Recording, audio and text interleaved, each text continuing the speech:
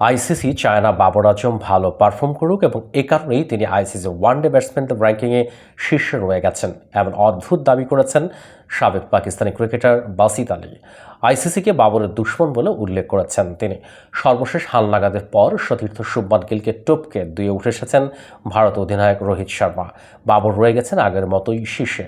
বাবর সর্বশেষ ওয়ানডে খেলেছিলেন 2023 সালের নভেম্বরে। বাবর, রোহিত ও গিলের পর শীর্ষ 5-এ আছেন ভারতের বিরাট কোহলি ও আয়ারল্যান্ডের হ্যারি টেক্টর। র্যাঙ্কিং প্রসঙ্গে নিজের ইউটিউব চ্যানেলে বাসিত বলেছেন, আমি যখন আইসিসি র্যাঙ্কিং দেখলাম বাবর আজম শীর্ষে, 2-এ রোহিত শর্মা, 3-এ শুভমান গিল এবং এরপর 4-এ বিরাট কোহলি। পরের নামগুলো পড়ার প্রয়োজন বোধ করিনি, কারণ আমি ট্রাভিস হেড ও রাচিন রবীন্দ্রকে দেখিনি। পাকিস্তানের হয়ে 1993 থেকে 1996 সালের মধ্যে 69টি আন্তর্জাতিক ম্যাচ খেলা বাসিত এরপর বলেন, আমার মনে হয় আইসিসি চায় যাতে বাবর পারফর্ম না করুক, সে ওয়ানডেতে 1 নম্বর হয়েই খুশি থাকুক। এই র্যাঙ্কিংগুলো কারা করে, কিসের ভিত্তিতে বাবর আজম ও শুভমান গিল এখনও শীর্ষে থাকে?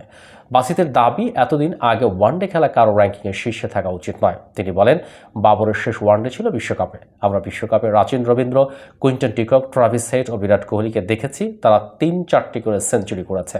পাকিস্তানের হয়ে মোহাম্মদ রিজওয়ান ও ফখর জামান সেঞ্চুরি করেছিল। বাবরের তো সেঞ্চুরি ছিল না, মাফ করেন, এ কীরকম র্যাঙ্কিং দিচ্ছে? বাসিত সেখানেই থামেননি, এরপর বলেছেন, বাবরের দুশ্মন তো হচ্ছে আইসিসি। বাবরকে জিজ্ঞাসা করলে সেও এখন ওয়ানডের 1 নম্বর হিসেবে অন্য কারো নাম বলবে, নিজের নাম বলবে না। অবশ্য বাসিত যেভাবে বলছেন, আইসিসি র্যাঙ্কিং ঠিক সেভাবে কাজ করে না। এটি পুরোপুরি স্বয়ংক্রিয় প্রক্রিয়া। মূলত এটি কোনো খেলোয়াড়ের সমন্বিত পারফরমেন্সের উপর ভিত্তি করে তৈরি করা, মানে আগের পারফরমেন্সের তুলনায় উন্নতি নাকি অবনতি সেটি অনুযায়ী রেটিং পয়েন্ট এবং তার উপর ভিত্তি করে র্যাঙ্কিংয়ে অবস্থান নির্ধারিত হয়। লম্বা একটা সময় ওয়ানডে না খেলেও বাবরের শীর্ষে থাকার কারণ মূলত এটি।